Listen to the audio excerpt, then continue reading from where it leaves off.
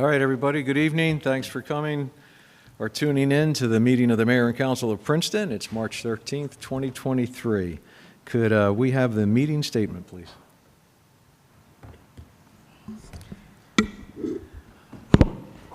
Adequate notice of this meeting was provided in accordance with the requirements of the Open Public Meetings Act, including the time, date, and location of the meeting. In addition, the agenda and all related materials were posted electronically and made available to the public on Princeton's meeting portal in advance of the meeting. Thank you. And Eve's going to do the land acknowledgement. We gather today on the land of the Lenape. As members of the Princeton community, we aspire to show appreciation, respect, and concern for all peoples and our environment. We honor the Lenape and other indigenous caretakers of these lands and waters, the elders who lived here before, the indigenous today, and the generations to come. Thank you. Can we have roll call, please? Ms. Perron-Lambros. Here. Ms. Niedergang. Here. Mr. Cohen. Here. Ms. Sachs. Here. Ms. Fraga. Here. Mr. Newland. Here. Mayor Frida. Here. I invite you all to stand and join me in the Pledge of Allegiance. I pledge allegiance to the flag of the United States of America and to the republic for which it stands, one nation, under God, indivisible, with liberty and justice for all. Okay, first up, we have 7 sets of minutes, so they could be moved in, Eve, in block? I was absent on February 27th. If you want to Okay. Thank you. All right. So I wait a would minute. I'm like sorry, to Miss- move the minutes with the exception of the February 27th Okay, set. Okay. Is there a second? Thank you, Leticia. I'm sorry, I missed it. Okay, all in favor, say aye. Aye. Okay, would someone like to move the February 27th minutes? Thank you, David. Is there a second? Right, those are the ones you left out, the 27th? Yeah, sorry, I just want to make sure. Was there a second on that? I'm sorry. Second. Thank you, Leighton. All in favor, say aye. Aye. Aye. Abstentions? Right. Abstain. Yeah, Michelle abstained. Okay. All right, let's go to announcements and reports, and we'll do council members first. Leticia? Yes, thank you. So some of you saw it in the newsletter, but I wanted to repeat that Human Services has opened the applications for the Summer Youth Employment Program. The program is expected to provide 35 Princeton youth with job readiness, development, and employment at local nonprofits and municipal departments. The Human Services Department is seeking new employment opportunities for our youth through our local, not just through our departments, but local nonprofits.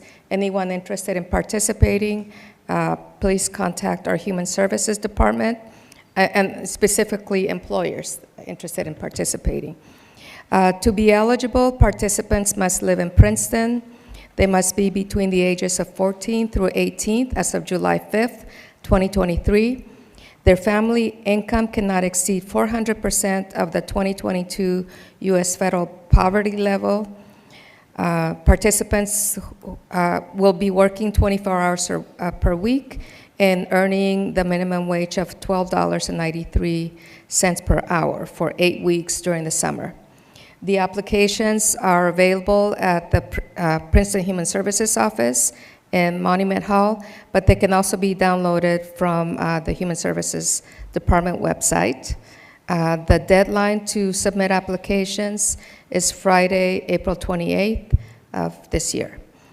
I also wanted to report that myself and the Director of Human Services met with representatives from Princeton University last week to discuss their new free EV Tiger transit bus system. It was really interesting to see the different routes that are available, but what we need to do now is make sure that our residents are aware that this is something that's available for them, how to access it, how to how to figure out where the buses are to take them where they need to go. And so for that, Human Services is going to be conducting an outreach campaign to do that, to promote it in conjunction with working with the university to do that. Thank you. Other council announcements or reports? Michelle? Thank you. So one announcement first, and then I have kind of a long report. So on the Recreation Department, just to save the date, March 30th at 4 o'clock here in Municipal Hall in this room, we'll have the first in a series of community meetings on the planning for Community Park South, and all are welcome to attend. I have a long report from Communications Committee. There's a resolution on the agenda this evening, but I'd like to give the committee report now, as it's a bit long. You know, Taft was hired, our communications company was hired back last fall to start with an overall analysis and review of our communications strategy to see how we could outreach to the community better in a more timely and effective way. One of the primary mechanisms of that outreach is our newsletter. And recently, many of you who use the newsletter will have hopefully completed a survey. I'd just like to talk about the results of that because this informs the reason for the resolution this evening. Just so you know, there's about 5,000 subscribers. There were 359 responses, which is about 7%, which is about normal for a survey. And the purpose of the survey was to gain insights into how effective residents and community members view the newsletter. So overall, 91% of the respondents said they read it at least once a week, but only 25% of the residents preferred reading it 2 times a week. Below is the breakdown. Well, I'll tell you some of the things. Like they like things to read about updates on Princeton Council activities, local initiatives, changes to policy regulations, upcoming community events, and then a little less so features on municipal employees and elected officials. I guess that wasn't as interesting. And even less so new job or local job employment opportunities. While this majority of respondents noted that the length of the individual items may have been okay, the overarching response was that it's too long, and some of the improvements that they'd like to see is links on the table of contents so people can navigate to something specific, limiting the number of times an article appears in the newsletter, ensuring that it's more mobile friendly, on Constant Contact, which is the mechanism we use, that is 60% of the opens of these emails are with your mobile. And then just more prioritization of 3 to 5 topics, shorter, and then also having more of an FAQ, having a community calendar to link to, and only getting it once a week. So those were some of the things that were summaries of the survey. So what we're looking to do now is to hire Taft for a 6-month period, beginning April 1st, to redesign the newsletter and run the new format for us. It's a reset and a way to strategically look at the use and reach of the newsletter so it's more effective, and also to get more subscribers to it. It's a really great way to outreach. So long term, we'll bring this back in-house, but for the next 6 months, what we're proposing at this is to do a redesign, a relaunch, and broaden our reach. So they'll work with us on strategies to increase our subscriber base, and for the month of April, they'll continue to help us do this outreach, and Taft's involvement with our strategic communications will just be for a short term as we work to set a template and standards for how to reach more community members. And it's anticipated that eventually, when we bring this in-house, staff members will do the work instead of outsourcing. Thank you. Okay, other council reports or announcements? All right. Do we have any staff announcements or reports at this point? Thank you very much. All right, next up is public comments for items not on the agenda. If anybody here in the room or online wants to make a comment or ask a question about something that's not on the agenda, this would be the time to do so. All right, nobody in the room, no hands up online, so we'll close that part of the meeting. And we'll move on to correspondence. and the Palmer Square event calendar. Jamie, come on up.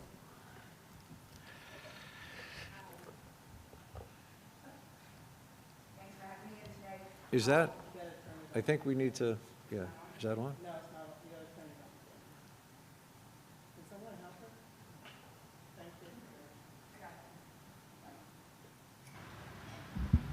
All right, now you can hear me. Okay. So thanks for having me in today. I always enjoy coming down and talking to you about the event calendar while we're planning out the year. So when I first forwarded this calendar to you, there was a lot of things that were still kind of up in the air. So I'll fill in the blanks with a couple of themes that we've come up with. Actually, in the past couple of weeks, we've been building it out a little bit more. But we kind of put everything that could possibly be in there, and then we'll streamline it, tweak it, and add some themes and some detailed planning as the year goes on. So we already had our first large event, which was Frost Fest, a couple weeks ago. We saw an increase in foot traffic, so we know we were bringing people to town. That was kind of fun. Instead of doing just ice carvings like we've done before, a whole festival of ice carvings, the cost of water went up, almost double, triple, so we only had 1 or 2 ice carvings, and we brought in a bunch of other things. We had a lot of arts and different crafts for the kids, and they were in different buildings. We had a DJ out there, shopping promotion, samples out in the green, brought in a big crowd. A lot of people enjoyed it. It was a cold day in February, one of the few Februaries where there was that many people walking around. So we've been strategically doing the events where we're scattering things around so people are actually walking around, and that seemed to really work well with that one. So we had that. Of course, we finished up the skating this season. We'll bring that back in the fall, but that was January, February, we still had the skating going on.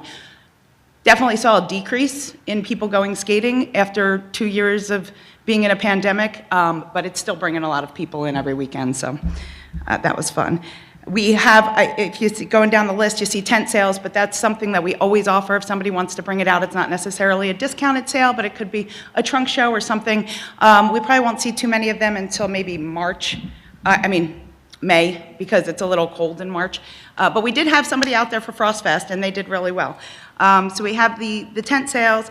In the end of March, we're going to start with a strolling bunny and strolling music. So we'll have things walking around the square, and that'll be for about 4 weeks. And that brings us to the middle of April. And then we're participating in Porch Fest. So we'll have the music on the green again as part of the Arts Council's Porch Festival. And then going into May, we're kind of giving a tribute. What we learned was that smaller, more frequent events to bring people in over a time period sometimes work better than those really large events, because when we have the really large events, people aren't shopping, the roads are blocked down, it costs more, and it doesn't do as much for us. It doesn't bring in necessarily the right demographic. So going back to our Girls' Night Out roots, we thought we would do shopping nights on Thursday nights, and we were just throwing around the idea of going, it's ladies' night every Thursday in Palmer Square, where we have music and entertainment scattered around the square, but also things in the stores to try and get people, supporting the stores, going to the restaurants. We won't do the free food tent again, because that seemed to be the only place we got a lot of people last time, so maybe some featured items in the restaurants, but we'll have the entertainment scattered throughout. And then in June, we would start First Fridays, which would be kind of a nod. We were thinking of doing a nod to our Jazz Feast days and having the Friday nights be an arts night, but with jazz and blues and kicking back to, those trends and the people that really enjoyed coming out to hear that type of music. Let's see. And once we get to the summer, that's when we really start to pick up. In June, we are hosting the Princeton Community Pride Picnic. The library is throwing it with the community and the committee. That's going to be on Palmer Square on June 3rd. And Jazams is not looking to do a big block party this year, but we talked about possibly a concert or a movie. That's one of those things that we haven't really streamlined yet, but we do have it on there because they did like to do everything pre-pandemic, in the summer to kick off the summer. So we're going to work on something, but much smaller scale than it has been in the past. The summer music series will start as soon as the spring music series ends, so we constantly have music, and we'll go straight through the end of October with music every weekend, and then it picks back up with holiday music. So we don't really ever take a break from the music once we start it mid-March. So the music is going to go straight through. Story time with Jeff, we did On the Green on Wednesdays last year, and Jazam's provided us somebody to come out and read, and they sang songs, and it was really great. It wasn't just a book. They actually were singing and dancing and all kinds of stuff, and Jeff actually played some fun music. You know, I found myself singing along a little bit. But by the end, there was 40 families out there on a Wednesday morning at 10 o'clock. So it was great to see people out at a time that's hard to activate the square. So we'll definitely want to bring that back again. We had the dueling piano nights, which were very, very fun. Everybody seems to like them, so we'd like to keep that. They're Thursdays. We start them mid-July. They typically run through the end of August because we always have to add a rain date on there and push them back. So we'll book them to mid-August and leave the last couple of weeks as rain dates in case we need to move any. The summer movie series, we'll do 3 movies throughout the summer. We haven't selected the movies yet, but we've been pretty good at picking one, animated film, one non-animated film, and trying to get, diversity in there. So we have to look at the selections that are out for this year.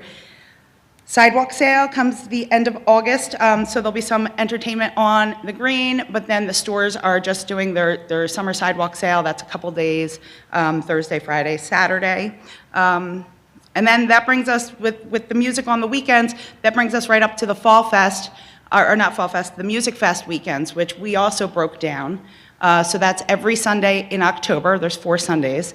And we're just still throwing around the theme, but this year we're thinking of maybe doing it by the decade, but taking it all the way back to like the roaring 20s and work our way forward. So each week there'd be a different musician, food and beverage outside, fall activities and different things to do, and entertainment. So we're filling those up.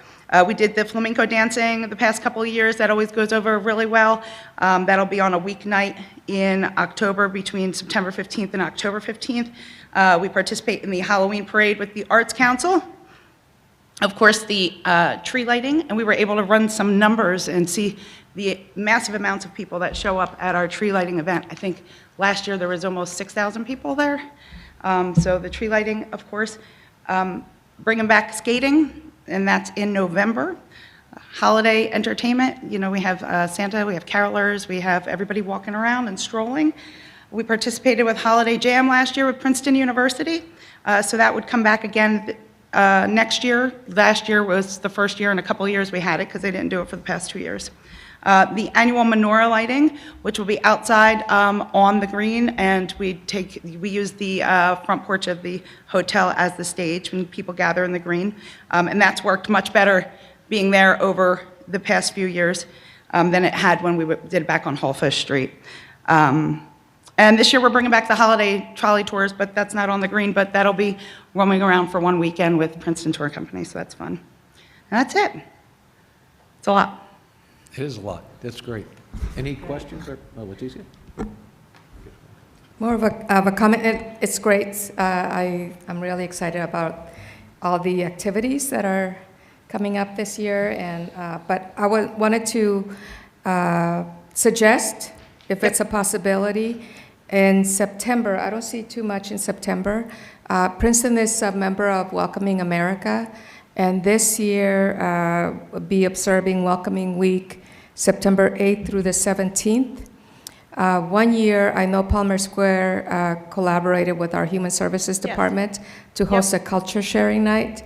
So if we could maybe put a placeholder, and if we could have our Human Services Director, once we decide what it is that we'll be, how we'll be observing it that week, perhaps it's something that we could collaborate with Palmer Square. Yeah, I remember doing that. I just made a note of the date for it. Great, thank you. Sir, somebody had a hand up over here. No? Eve? This is first of all, thank you. I'm exhausted just listening to it. I'm just like already tired from, but thank you. It sounds like really a lot of fun, and clearly you've put a tremendous amount of thought into, how to promote the merchants and also ensure that people have fun. I was just thinking, a little bit about the Oscars last night, which I did not watch, but reading a little bit about that. And I'm wondering if potentially one of the movies could be a Bollywood movie. I don't know if we've done that before. We have a kind of burgeoning South Asian community, both in Princeton and the area, and it might be a great way to, bring that community here and celebrate their culture and art. No, we'll take a look at it. All right, thanks. Other questions or comments? Yeah, I just was curious if you've heard anything from East Coast Greenway. They've done their fundraising ride coming through Princeton a couple times in recent years. We haven't heard from them, but I was wondering if they might have reached out directly. Because we definitely did it once or twice. I'm trying to think if the last time I heard from them was a follow-up for next year, or if I haven't heard about next year The yet. last time we did it was last year. It was like August, So, right? Yeah. Yeah, I haven't heard of a date for this year. All right. Well, I'll look into it, though. Thanks. Okay. Any other questions or comments? All right, terrific. Jamie, thank you very much. Thank you to everybody at Palmer Square for all you do to bring people into town and to help us celebrate Princeton. Thank you. Thank you. Anybody behind me? Okay, next up, we have a budget work session.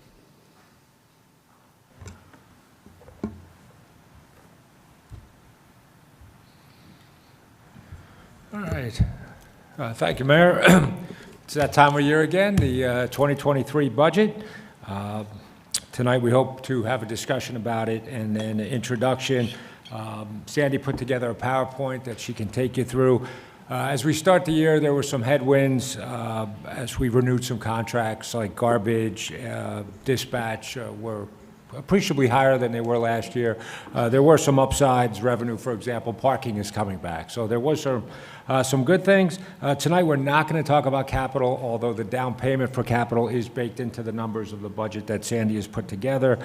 This will be a work in progress. There's still some numbers we're waiting to come in before anything can be finalized. We've met with all the department heads. We're still going to be able to cut some things, we think, out of the proposed budget this evening. And with that, I will turn it over to Sandy. Thank you. So we'll start with the budget overview. Currently, we have this budget up about $3.5 million, which is a little over a 5% increase. We have about $680,000 for salaries. Most of that is attributable to cost of living increases for both non-contractual and contractual. I was going to, that's I'm okay. sorry, go Do you ahead. want me to kick it off now, or did you?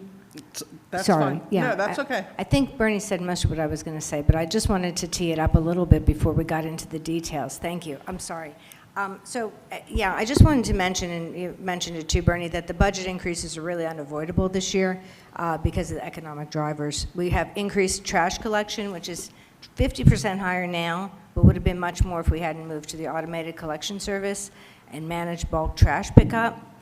You'll see on this budget that there is a $500,000 increase in the health benefit costs that Sandy will tell you about, as well as increases in our debt service due to the need to increase our infrastructure capital improvement projects, including an average of $9 million per year for the next 10 years that we will need to make in our sewer infrastructure. This is due in large part to deferred maintenance. There are also multiple street improvements, capital projects that need to be conducted, so our debt service payments are going up. We will have, and we're not having it tonight, but we'll have a discussion on capital improvements. But our operating budget anticipates a $20 million this year in capital expenditures. That's up from $15 million last year. So tonight, what we're introducing is a worst-case scenario, right? We're hoping to bring this 4 to 4.5% increase down to 2.5%. We did this last year. In last year's budget, we did the same thing. We gave the worst-case scenario, and then we did better. And so some of the things that we're working on, and Bernie mentioned too, that we're considering, one thing that we didn't mention is that we're considering maybe lowering the amount of surplus. We may be able to bring over from some additional funds from our parking utility. There may be additional support from community partners. We may be able to shave some more off the appropriations requested. So all this is still in the works. So we're hopeful we can get down to 2 to 3.5% increase only. And I wanted to mention something else tonight, just to tee all this up and put some framework on it. You know, during COVID in 2020 and 2021, we did not raise taxes purposefully. We were lucky to have the American Rescue Plan funding that helped. We deferred a lot of capital improvements during that time, and we brought over some surplus. So if we can, in this year, in this economic climate, if we can hold to the 2 to 3.5% increase, given all these dramatic increases, many are inflationary considerations, this would be in line with a cost of living adjustment, as we had done in prior years prior to COVID. I just wanted to set that framework up. Thanks, sorry. Go ahead, Sandy. And then go into the details. Please go ahead. Okay. So salaries and wages up about $680,000. We have one new position in here. I know it's been discussed at personnel for a qualified purchasing agent. Deanna and I have been talking about this for probably over a year now. So we're hoping to get that position filled this year. But the salary and wage increase is also attributable to unions and non-contractual. We also have other expenses that are up significantly to the tune of $2.8 million. As Bernie and Michelle both mentioned, the medical insurance has skyrocketed this year. We know garbage and trash has gone up. It's all the same. It's all the things that we can't control every year that I feel like we say this every year. It's pensions, it's insurance. So, you know, we'll walk through what some of those more finite of what those expenditure drivers are. So this is, again, just going over how much salaries are going up and how much other expenses are going up and what the total budget increase is. So the things that drive this budget, unfortunately, are things that we do not control. The group insurance for our employees is up $626,000. And I have the footnote in there that the employees are contributing $200,000 because otherwise this number would have been up $826,000. So although it is significant for us, it was pretty significant for our employees as well. Fire salaries and wages is up. I think, you know, we're going to talk a little bit more in Finance Committee and hopefully at this group too on the overtime and the way the scheduling is working for the fire department. Garbage and trash is up, although not as much as the contract was up, but I think that we mitigated some of that last year because we provided some of the increase because the contract crosses years. We provided some of the increase in the 2022 budget. Legal is up a little bit. Pension costs are up. Again, that's one of the things we can't control, $515,000. Police salary is up in terms of their contract. The dispatch contract that we know, was just negotiated, that went up a little bit. Stony Brook is up, and as was mentioned, the Capital Improvement Fund, this provides for our down payment for our capital projects, and interest on notes is up for our Pearl project. So some of the revenue drivers, some of the things that went down, because, you know, again, when we anticipate for revenues, it has to be based on what was collected the prior year. So on interest on taxes, cost on taxes, fire and housing inspection, those numbers were down a little bit from the prior year based on what we anticipated in '22 and then what we collected in '22. The Uniform Construction Code, we're taking a little bit less out of there. You know, we've always done what we've taken from the Uniform Construction Code based on our budget, and our auditor is recommending that that's probably not an accurate way to do it. We should really be looking at what was expended instead of what was budgeted. So some of the revenue increases, we are taking more money out of the parking utility. That last year was $1.3 million. This year it's $1.8 million. I know we increased the sewer rates significantly last year, so we're going to see a little bit more savings there. We collected $128,000 in municipal relief aid, which was state aid from the state of New Jersey. So we have that in this budget as well. And like most things, now that the pandemic is somewhat behind us, the hotel and motel tax is going up significantly again. That had always been a real revenue source for us. And during the pandemic, we saw that number just plummet. And then right now, you know, we have the amount to be raised by taxation up to almost $3 million. So this is just our debt service. Our bond principal and interest is down, but our interest on notes is up because we issued a little bit more on notes. So right now, the way the budget stands, we have a municipal tax rate, only municipal, at 0.513, which is almost a 5-cent increase. So based on the average house that's assessed at $850,000, that's going to cost a homeowner about $400 more in municipal taxes. So these are budgets that were already reduced by Bernie and I as we went through them. You know, a lot of times the departments put in for increases just because they do, you know, and we go through this process every year. We cut them back every year to at least what was budgeted last year. Now, we've had some conversations that we could probably cut some of them back even more when you look at what was actually expended versus what's budgeted every year. However, if we do that, then, you know, we just have to recognize at the end of the year, we may cancel $5 million of unspent appropriations. That goes right to our surplus. So if we pull the budgets back, we just have to be cognizant of the fact that then we're not going to have as much in surplus.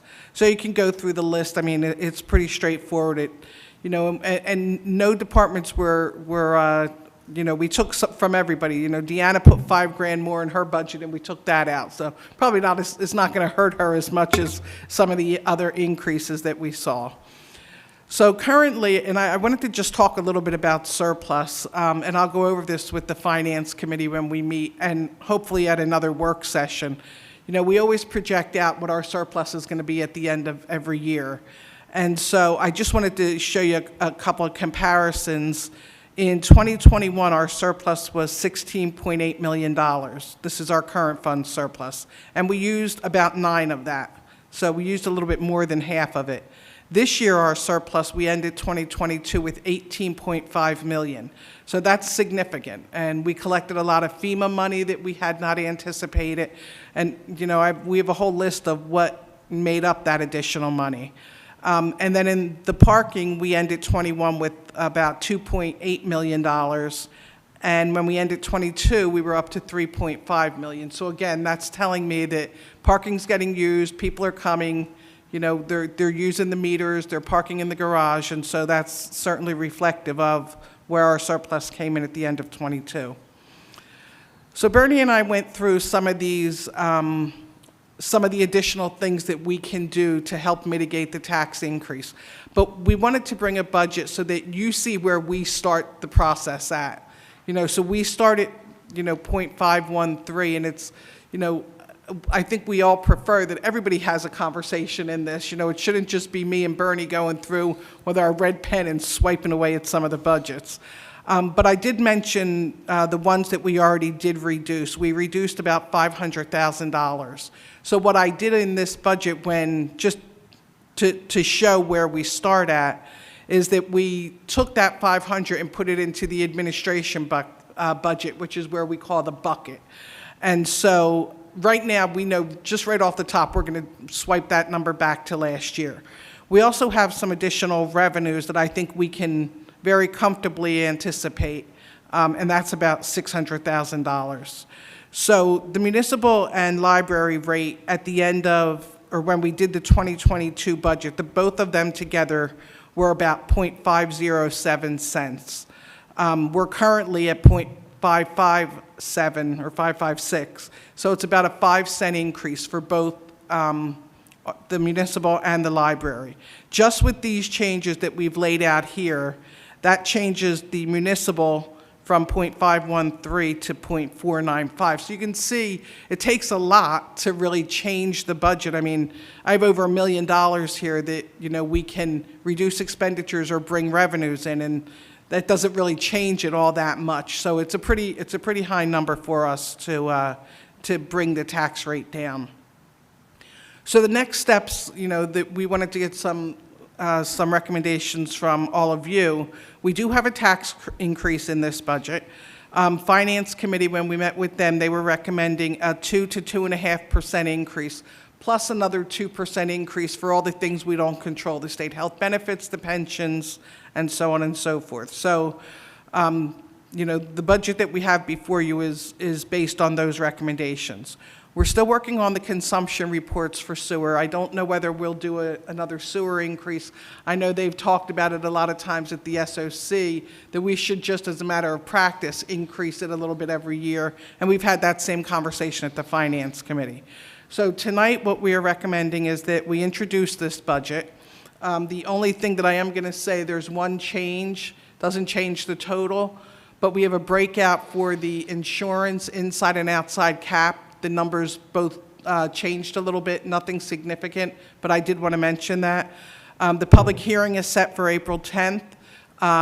David and I had some conversations through email this afternoon. The introduction of the budget in the resolution, it states that the that the advertisement is March 1st. Obviously, that's not right. That's going to be March 17th, which will be this Friday. I'll get a new resolution to Dolores. But we know that when we have the public hearing, we've already identified amendments that we're going to want to do. So we'll work on those amendments and take any other guidance that we have from all of you. And this year, our budget is under state review. Doesn't mean anything to anybody except me, because it's just a torturous process that we go through.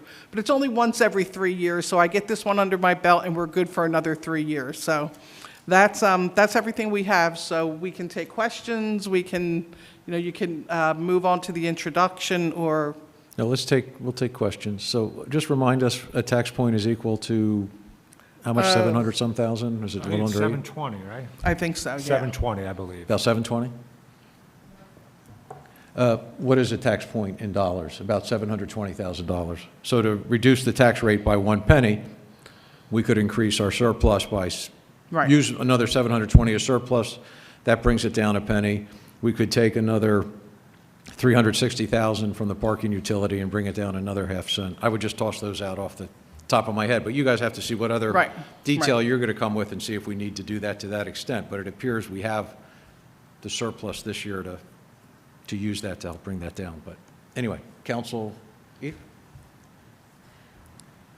I have a few questions.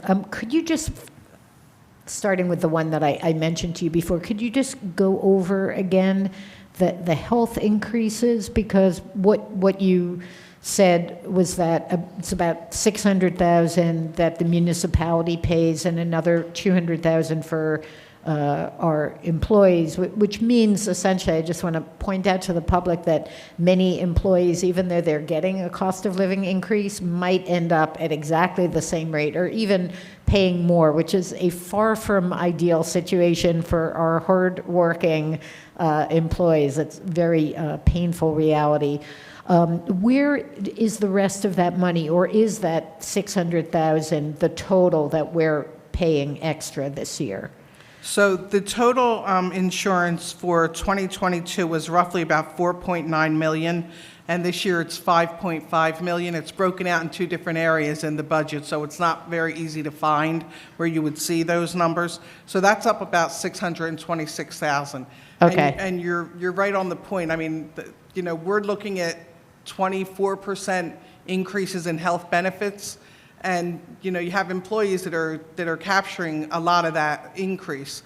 So our increase would have gone up $826,000, but because the employees by law are required to contribute to the health benefits, that brought that number down by $200,000. So our employees went from $800,000 to over $1 million for what we're collecting from our employees. And you're right, I mean, 24%, and even though 2.75% in most of the bargaining contracts was great, it's not even coming close to what they have now out of pocket.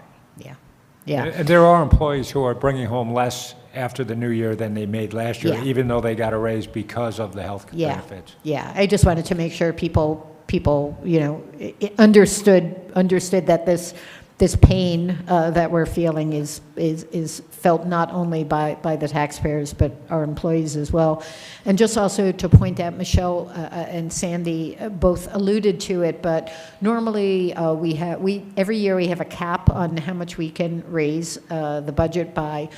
And then the state sometimes enables municipalities to go over that cap, and because of these great increases in insurance, in the trash collection costs that are being felt throughout the state, some municipalities are paying 100% more. We're at about 50, so by contrast, that looks great. And some other extra, charges that, as Sandy was saying, we really have very little control over.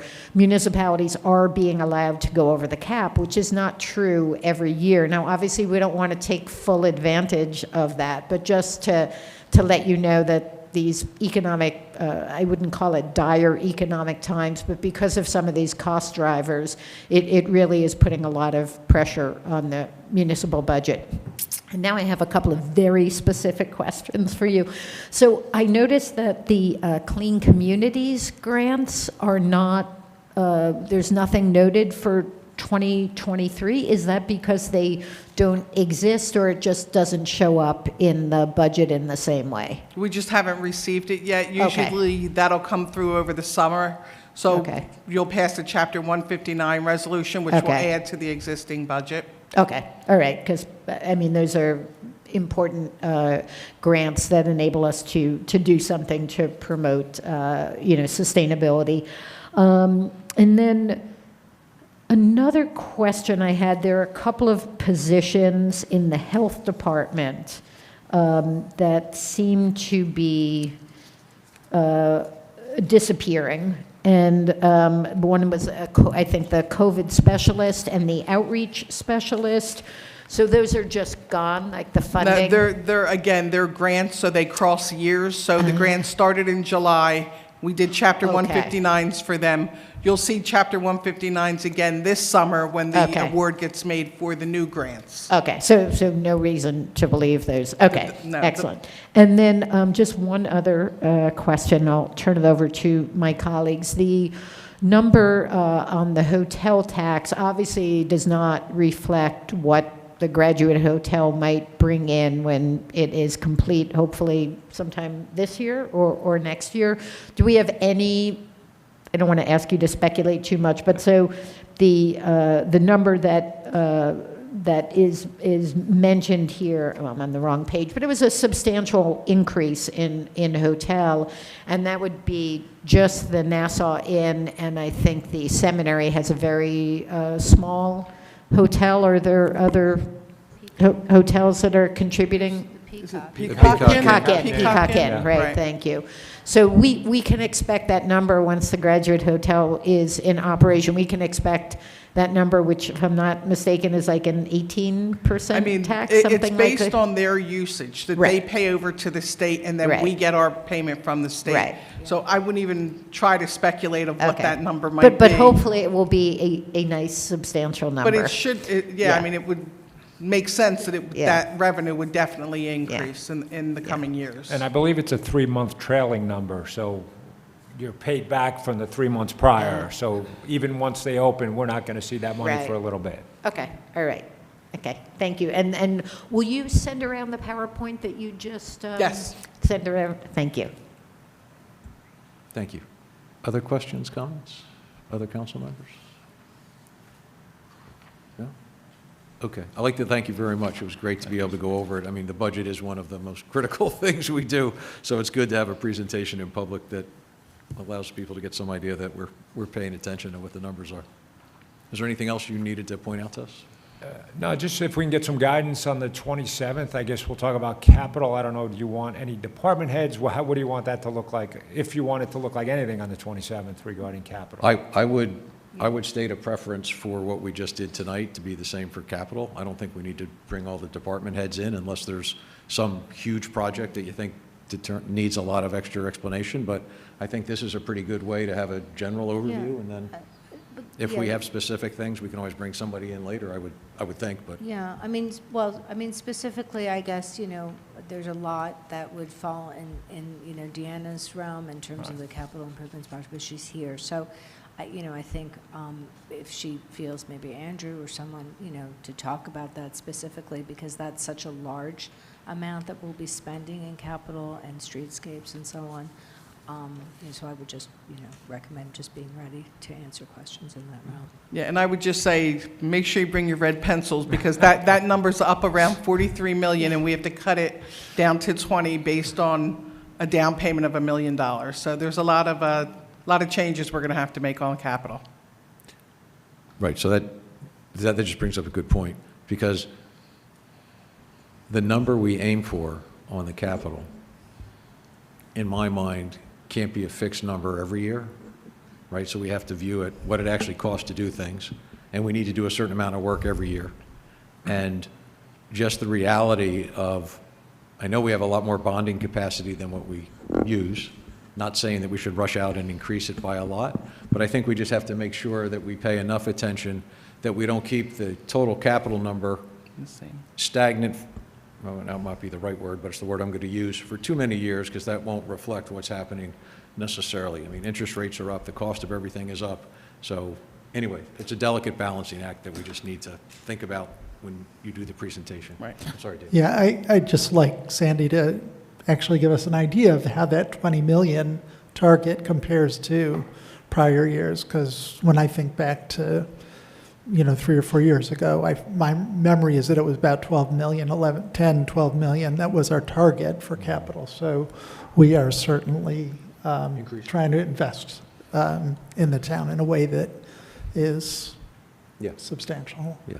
Yeah, and I think that the point is well taken, that we can't keep kicking the can down the road on some of these projects. We just have to kind of bite the bullet and get them done. And, if it has to be more debt, then maybe that's something that we have to take on at some point so that we can, move forward with some of these projects that just keep getting moved out year after year. Yeah, and not to pick on engineering, but I think if we look at road projects, if you put road projects off for too long, when it could be an overlay project for the next couple years, and then you wait too long, then it's a total reconstruction, and the cost difference is pretty darn significant. So again, it's just where's the balance? I'll just say, I agree with what both of you just said, but also very cognizant of the amount of time and energy that staff has, either to oversee or to hire someone else to oversee. So we need to kind of balance those two as we go forward. Yeah. Absolutely. Hey, Deanna's asking us for 43 million, was it, this year? So she's got lots of energy. And I just want to echo what Mark said. Deferred maintenance is always more expensive, and it's been something that the municipality unfortunately has done for too long, and it's something that the current governing body is trying to reverse that trend, and I'm glad we are. It will ultimately, particularly in the area of the sewer, for example, it will ultimately, over time, save taxpayers a great deal of money. It's the responsible, prudent thing to do as municipal officials, and I'm glad that we're all on board with doing it. Okay. Any other questions or comments before we move to the ordinance? Okay, thank you both for the Thank you. Thank you. for all of that. All right, so this is an ordinance introduction. Ordinance 2023-11, an ordinance to exceed the municipal budget appropriation limits and to establish a cap bank. Public hearing, April 10th, 2023. Michelle's got the motion, David's got the second. Roll call vote?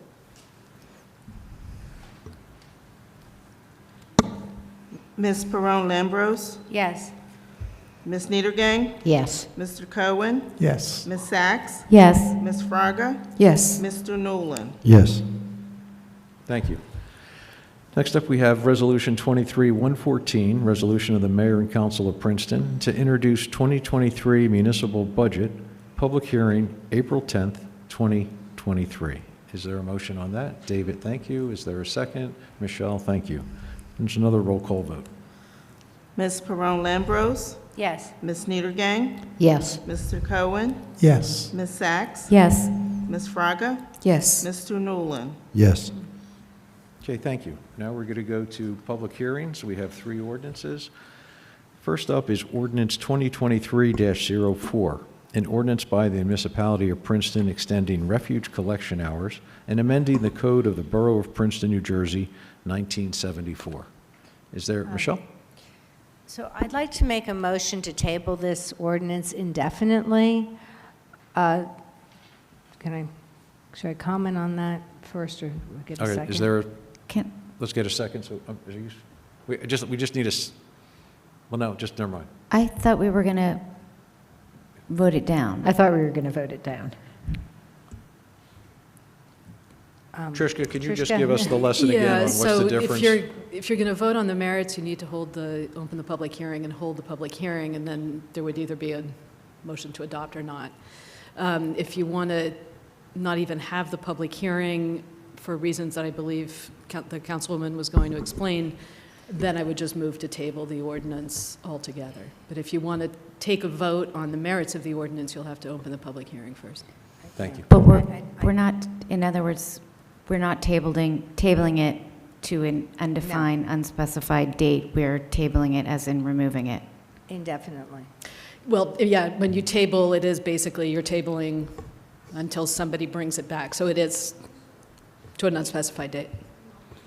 So, well, let me share my thinking, because this is not the solution to the problem of garbage collection. What we're going to need is, we're going to need to get this, there's a survey being done of the Central Business District businesses and property owners.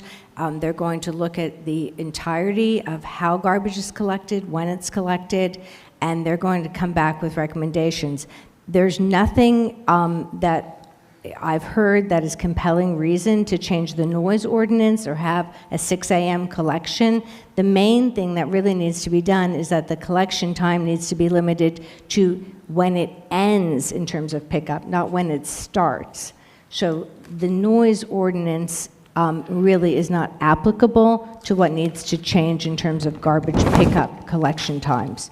Okay. So I thought the right thing to do would just be table this Right. indefinitely. So, yeah, let me just say this. So if we're gonna discuss this, that, or the other thing, we need to have a motion to move forward and discuss it and then vote on it.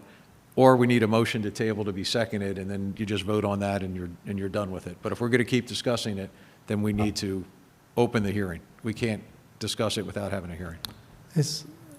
So there's Well, can we discuss whether or not to table it after you've got a second? Well, no, because by Robert's rules, a motion to table is not discussed, you vote on it.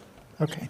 So Michelle has made a motion, and is your motion still valid that you want to table indefinitely?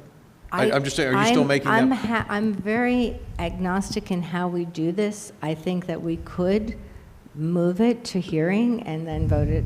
You know, Which is, I mean, which that's is fine. probably. That's fine too. Which is probably cleaner.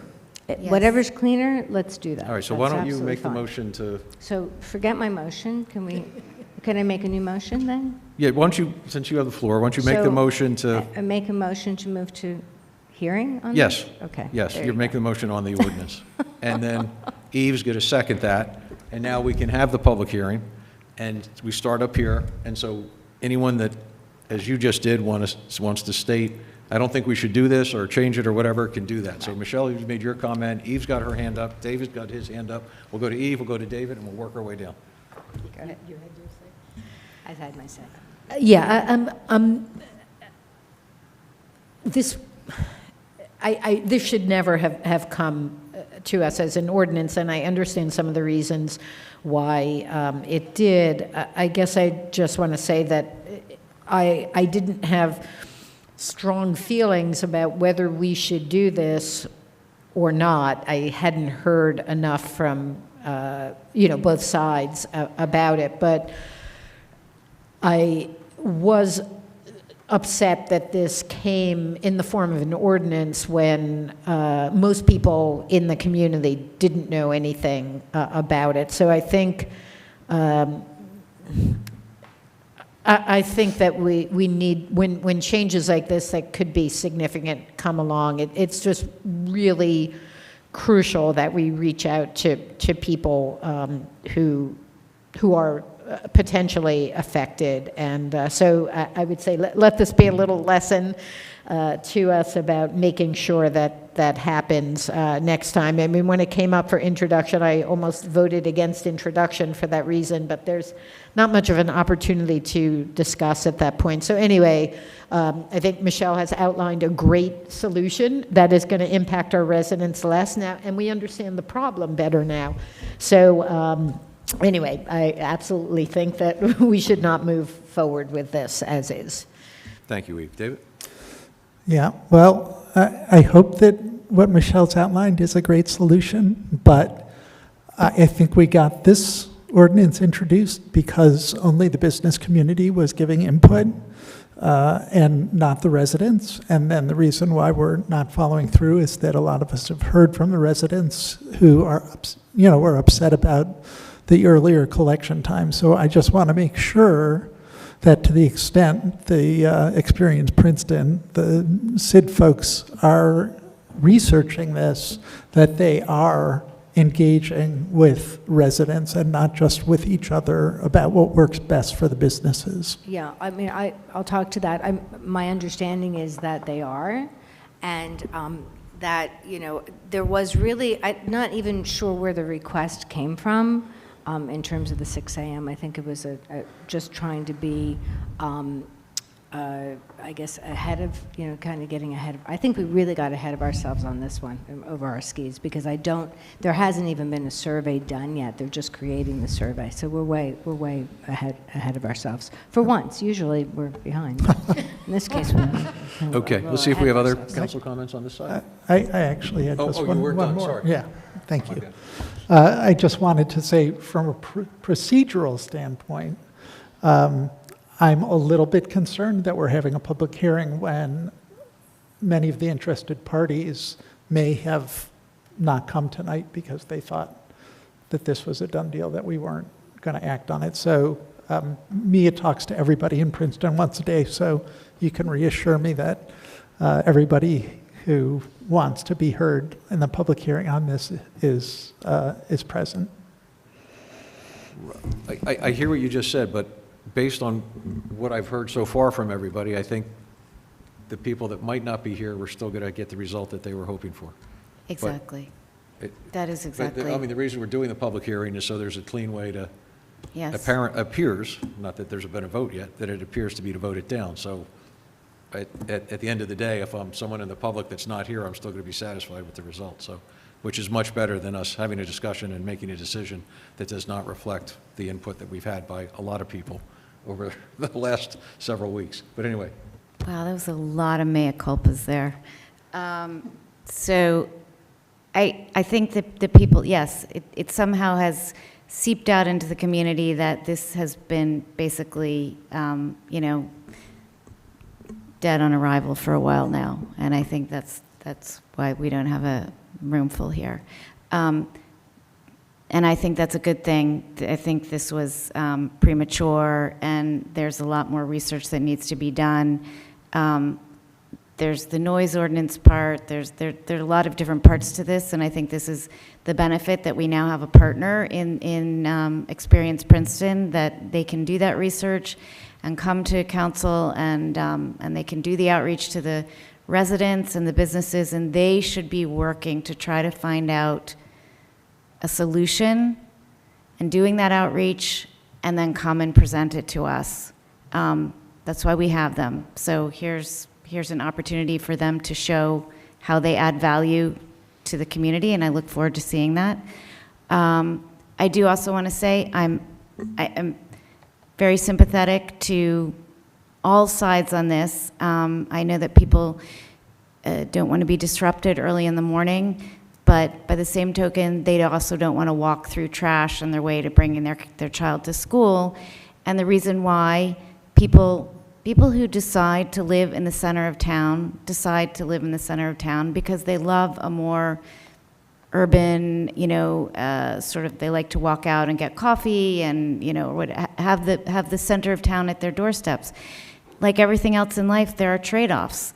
Part of the trade-off of living in the center of town is that you are going to have more noise. It's not a rural setting. You're not going to just have birds at 5 in the morning. There will be other noises, in-town noises, and people have made the decision to live in town. And so we can't create a suburban, experience in the center of town. There will be noises. So it's just the very benefit of having a vital commercial, thriving central business district is that it is all of those things, and we don't want one that's filthy and has garbage all day, and we don't want garbage trucks coming in and out all day long. It's better, ideally, Experience Princeton will figure out a way to constrain the times of operation and figure out, most importantly, enforcement. That seems to me that even if we had, whatever we had passed today, wouldn't even have made a difference, because from my understanding, we already have laws in place that are completely ignored. So that has to be a part of this as well, and I don't know who's in charge of that part, but that definitely needs to be a part. And then we need for Experience Princeton to figure out a compromise between residents' need for peace in the morning and the businesses' need to start the morning without a garbage in front of their place of enterprise. And Mark's looking at me like I'm talking too long. So No, I didn't know if you were done. I am done. Okay. Okay. Leticia? Yes, so echo most of what my colleagues already pointed out, but for me, it's also important, not just with this ordinance, but with anything that we consider, it's important that we're hearing all viewpoints before we can decide what the best policy will be. At one time, I was thinking that this was more related to noise. I did understand the needs of Central Business District of being able to pick up garbage before businesses open. So I understood that. And I also echo what Mia pointed out about the give and take of where we choose to live. Because, related to noise, something that I had to get used to in my current neighborhood is the 5:30 a.m. Street cleaning. Which when I used to live in the former township, my street never got cleaned, I don't think. At least I didn't hear it. But now I had to get used to the 5:30 on my street, which I appreciate my street being clean. But it's something that I said, the give and take of where we live. But yes, just agree that not just with this, but at any time that we're considering a policy change, that we are making sure that we're hearing from those who are going to be most impacted. Thank you. Leighton? Thank you, Mayor. Yeah, not to beat a dead horse. We've talked about this a long time, but we have made the right decision tonight to not move this forward. I hear all of my colleagues, and I just want to say that the balance of having Isaac Kremler's organization work with us to come up with a solution that not only works for the Central Business District and the businesses there, but also the people who live there. Because let's be real, no matter where you choose to live in Princeton, a neighborhood is a neighborhood. So not only is the Central Business District where we have our businesses, but people do live there, and they deserve the right to be heard. And to those of you out there who chirped about this, you have been heard, and your mayor and your council are moving in the right direction to do the right thing, to come up with a solution that works for everyone. Thank you. Right, and I would just say that, we might want to think of, is there a better process before an ordinance gets to ordinance introduction, to have more discussion before it gets to that point? Because when you do an ordinance introduction, you don't discuss it because the public hearing's for the discussion. So whether we have more work sessions or whatever, then maybe that would help in the future. Hard to say. Yeah, thank you, Mark. I think that was one of the big problems with this. Thanks. Yeah. Okay, any other comments? If not, I'm sorry, wait a minute. Any other council comments before we see if there's any public comments? I'm sorry. I just want to say, I do think this was an anomaly in terms of ordinances that come to council, and there's some confusion about where it originated from, who it was designed to benefit. It's pretty rare, I think, that happens, but I'm glad that we've dispensed with it for now. All right, I will just say that this is not a case of staff running amok. I just want to make that point in public. I don't want anybody to be left with that opinion that's watching this meeting. I second that. Thank you. Anybody in the room wanted to make a comment on this? All right, seeing no one in the room. Is there anyone online, anyone by Zoom that wanted to comment on this?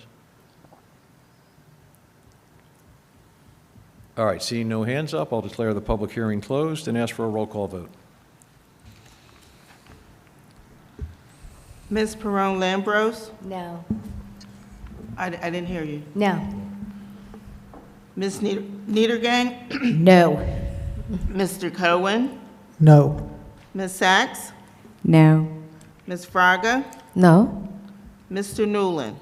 No. Okay, thank you. Ordinance 2023-09, an ordinance by the municipality of Princeton amending Chapter B16, Housing, of the Code of the Borough of Princeton, New Jersey, 1974, to add thereto a new article entitled Lead-Based Paint Inspection. Is there a motion? Thank you, Leticia. Leighton's got the second. Council, questions, comments? Eve?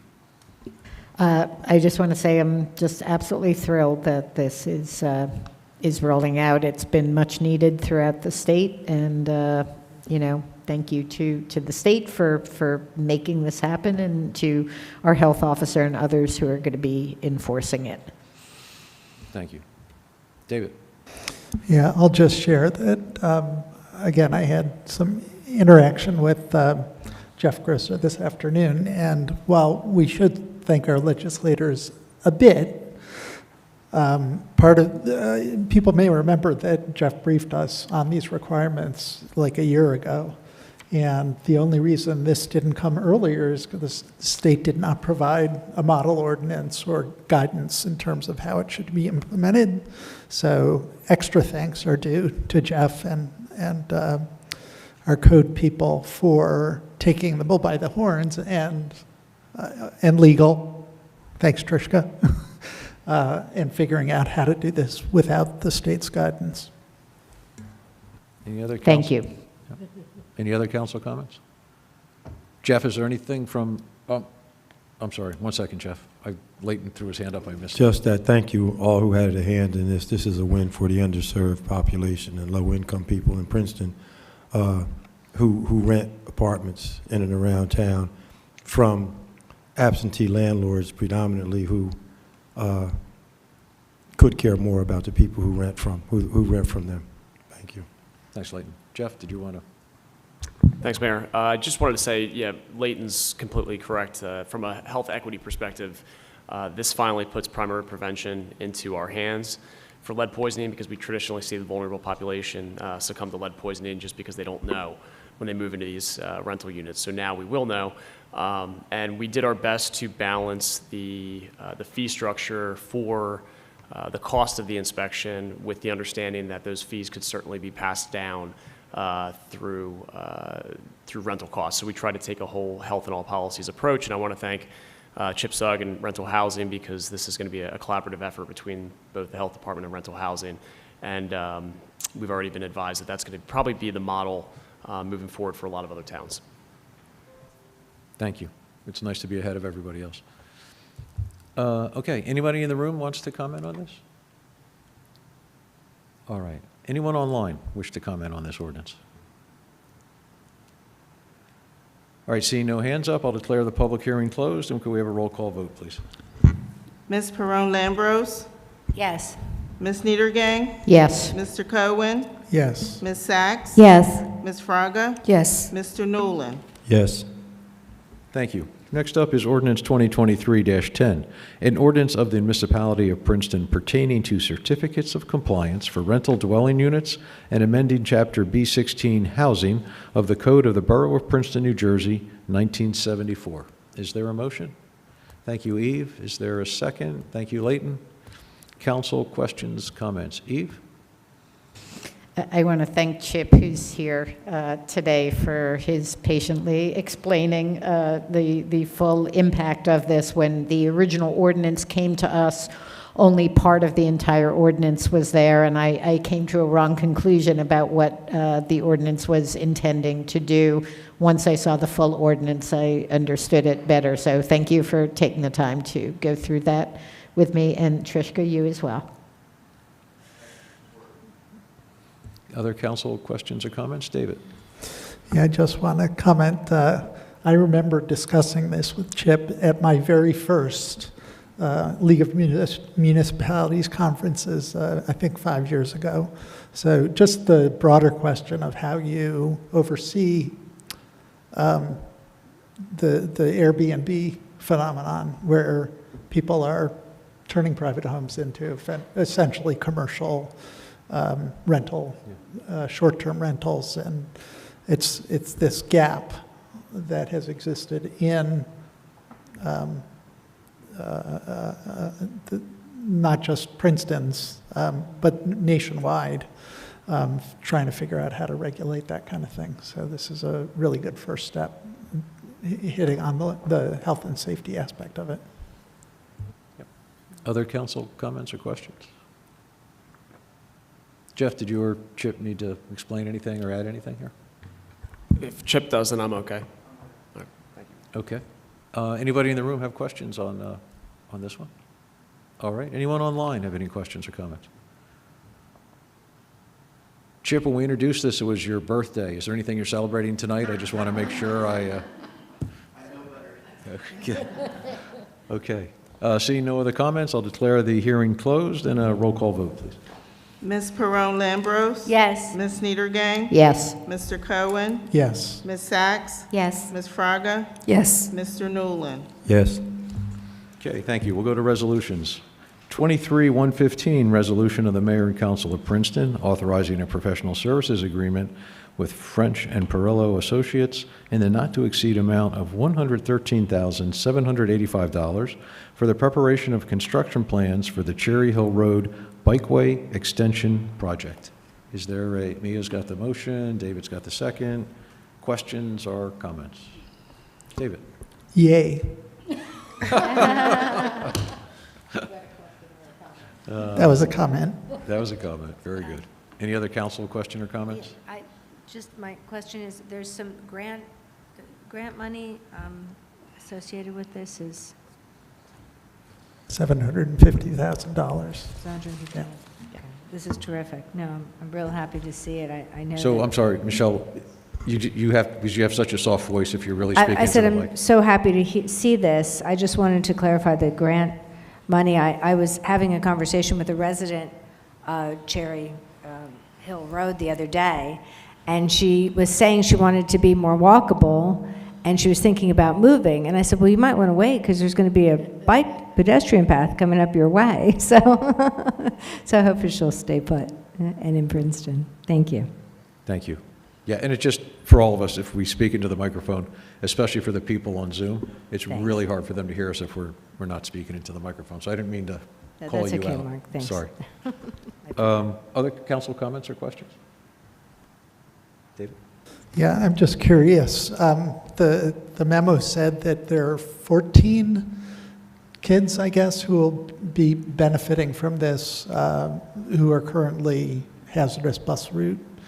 And I'm curious where that number came from, because it seems to me it could be a much bigger number, but I'll have to get back to you on that one. Okay. Jim prepared the memo. We do get a list from the school district as to the student population on the various roads, but I'll have to double check. I think it's safe to say that number's going to go up and down, though. It Right. could go up because families who wouldn't move to that location might decide, now there's a safe way for our kids to get in. I want to tell one more little story. When we first moved to Princeton, all the way back in 1987, our very first babysitter lived up on the ridge. And I was driving her home after she sat and admiring how beautiful the setting was. I said, you must love living here. And she said, I hate it because, it's too dangerous to ride my bike into town. I'm totally dependent on my parents to go anywhere. So this is it's a real boon to the youth in the community who live in that area. 30-some years later. Sorry. 36 to be precise. Who's counting? Okay, any other questions or comments? Okay, all in favor, please say aye. Aye. Okay. 23-116, resolution of the Mayor and Council of Princeton authorizing support for the Lawrence Hopewell Trail Corporation application for federal funding. Mia's got the motion, Eve's got the second, thank you very much. And we have a member of the audience here to No, I know we speak to do. this. I know we do. But let's just see if there's any questions or comments up here first. None? Great. Lisa, did you want to, if you just come up, obviously identify your name and your role. Good evening, everyone. I'm Mrs. Soriso. Could we turn that? sorry. It's not on. It Again, turns just so people itself off. online can actually hear yeah, you. when it's unused. Good evening, everyone. I'm Lisa Seriasol. I'm the Executive Director for the Lawrence Hopewell Trail. Thank you for considering this resolution of support, which is part of a larger program that we're working on to make greater connections to the Lawrence Hopewell Trail.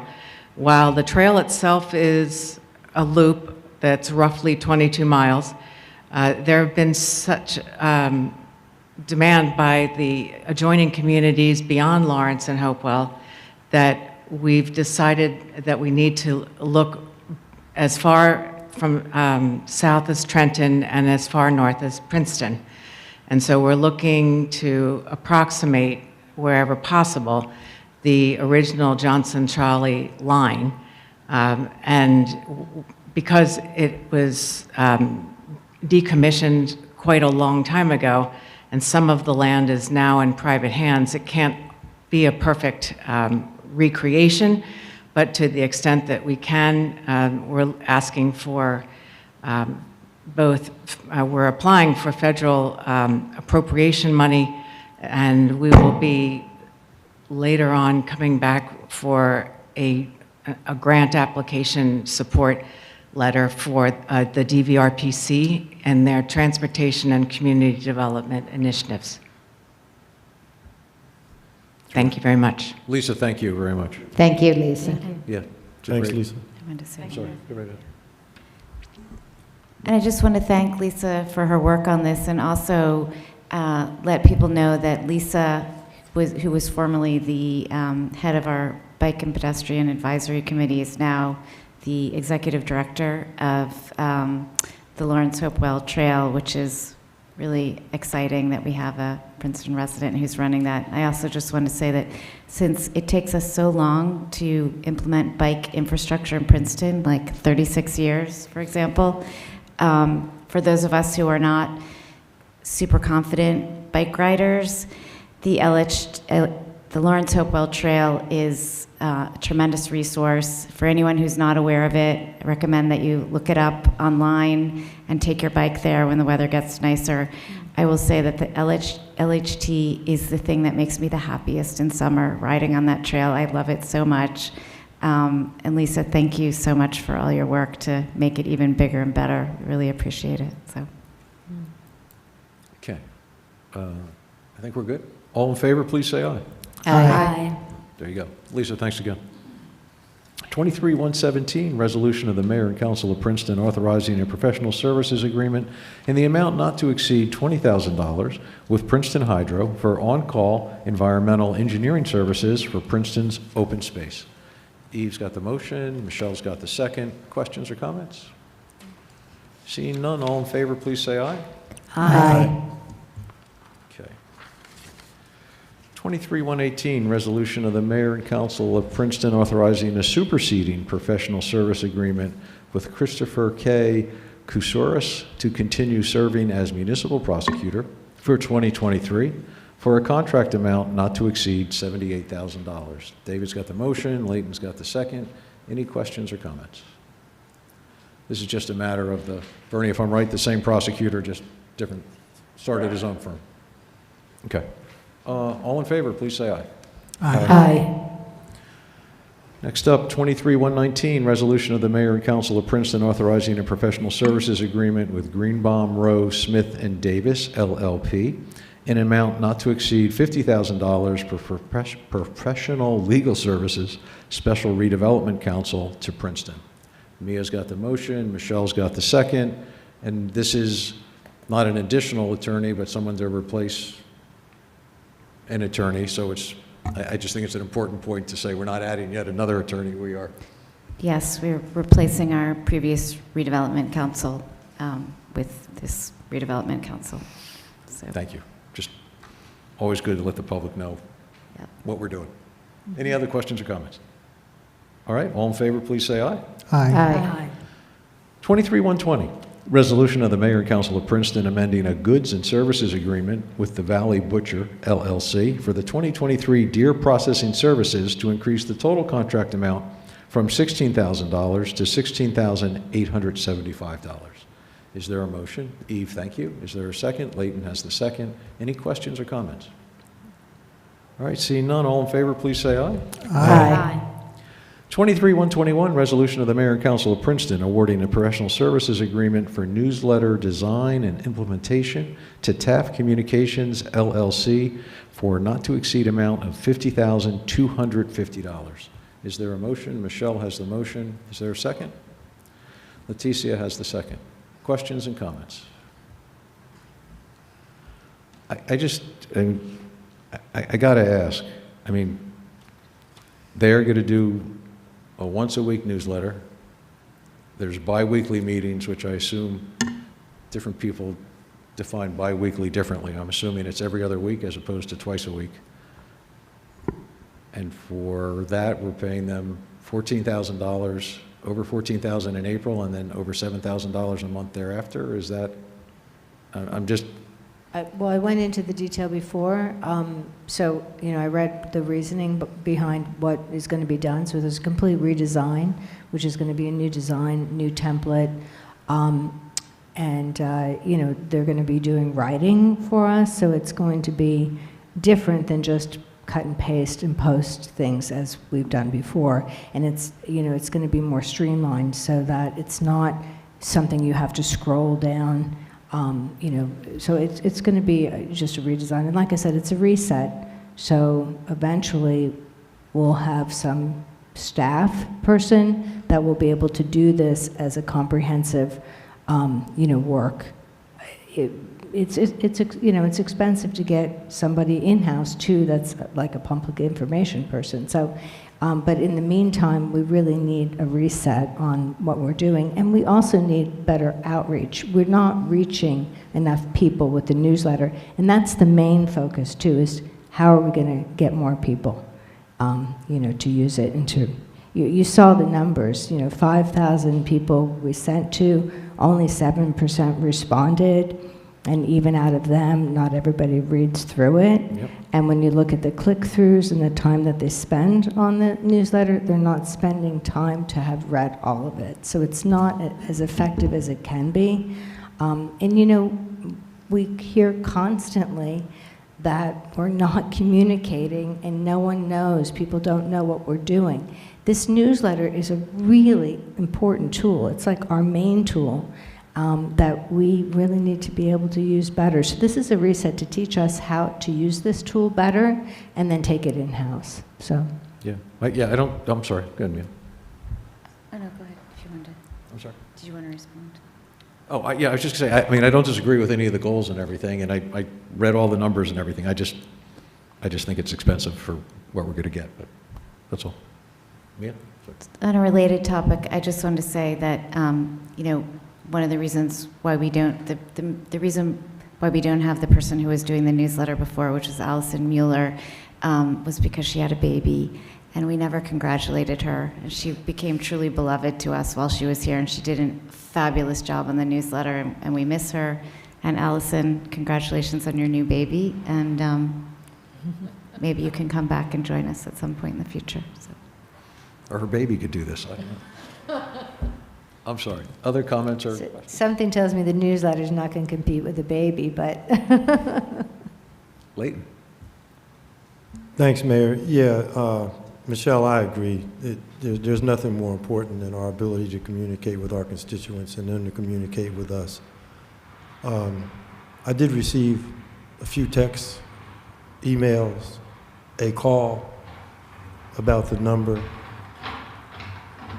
And my truth is, I think it is a little pricey, but I'm going to vote yes for it because of the importance of our communication. But understand that this is for a 6-month period, and I would encourage all of us to look very closely at the numbers, at the increase in communication back and forth, at who we will have in-house doing this that will cost us a lot less money. We have to just watch our numbers all over the place, and this is one I think that bears watching rather closely. Thank you. Leticia? Yes. So I just, I recognize how important communication is.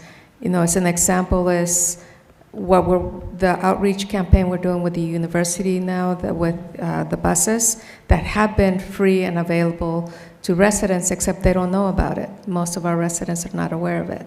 So we need to do an outreach campaign to make sure that they will not, become aware of what's available, but will be able to start using it, which is something that I know the university, they're hoping to actually increase the number of stops and maybe even buses, the more the people use them.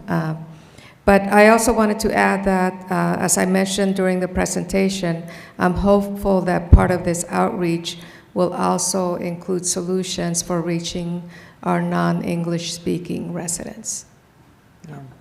Yeah, we have talked about that, that it's really cumbersome and really expensive to do a translated version of the newsletter, but there can be outreach through, other social media and maybe some postcard mailings and things like that that can go to all households and be translated.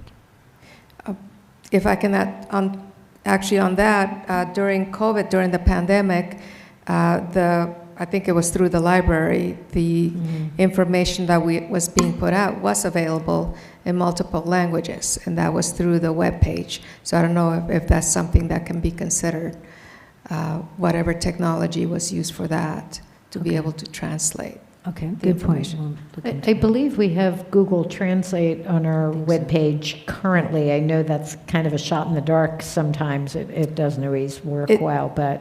Yeah, it may not be ideal, but it's something. Can I, sorry, I jumped in, but just to address Councilman Newland's point, it is a lot of money. There's no doubt about that, but I did look up before the meeting, because I received a couple of irate comments as well, how much would a public information officer cost? And those salaries range from like $80,000 to $90,000 average, and then you add in benefits and everything else, and you're looking at $10,000 a month. So hopefully we're getting a level of expertise on this reset that will enable us, because, again, so many of our initiatives or our responses to issues that come up in the community aren't, getting where they need to go, or we're playing defense. For example, I spent a lot of time over the last few days, Trishka, don't listen to this, on Nextdoor responding to complaints about the new waste program, which I think I was able to just give a lot of just factual information and that helped, but I don't know if that's really like the best use of my time, and that one I happen to know about and I felt comfortable doing, but there are other topics that come up.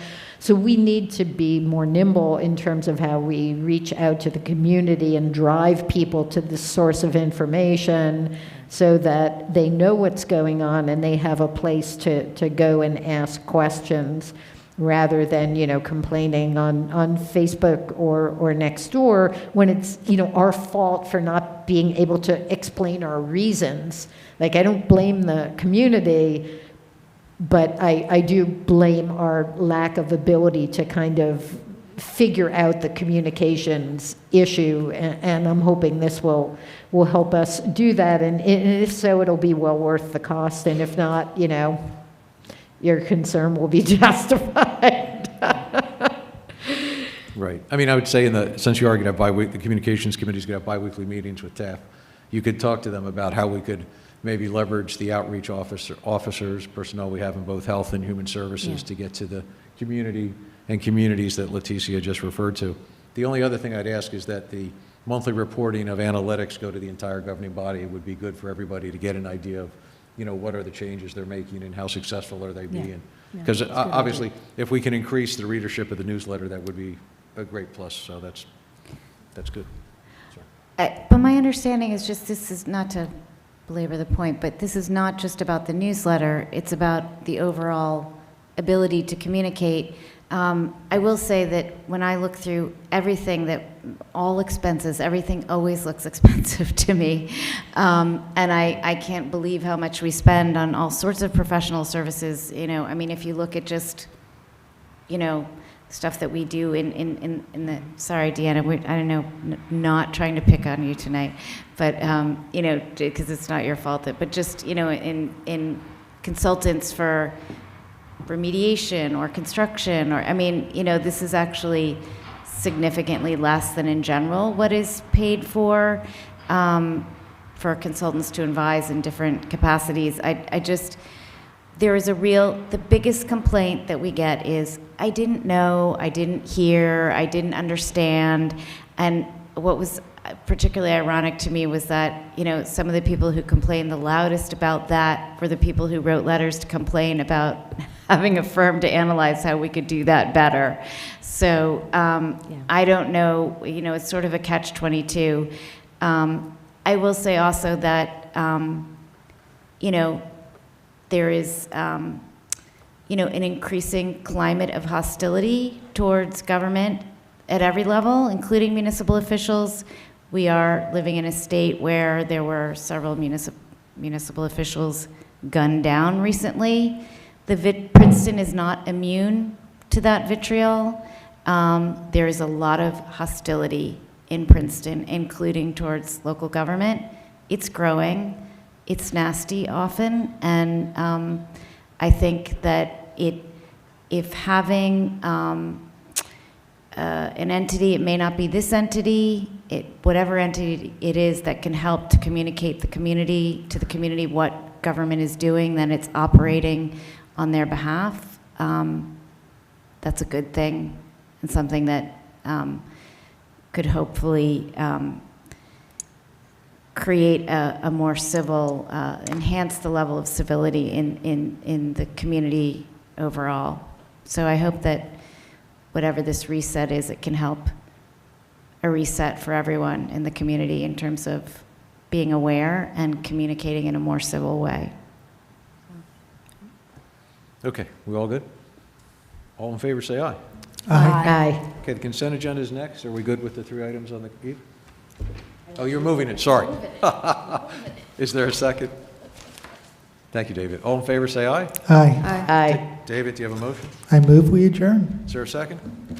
Second. Thank you. All in favor, say aye. Aye. We're done. Thank you all for attending and/or watching. Have a great evening.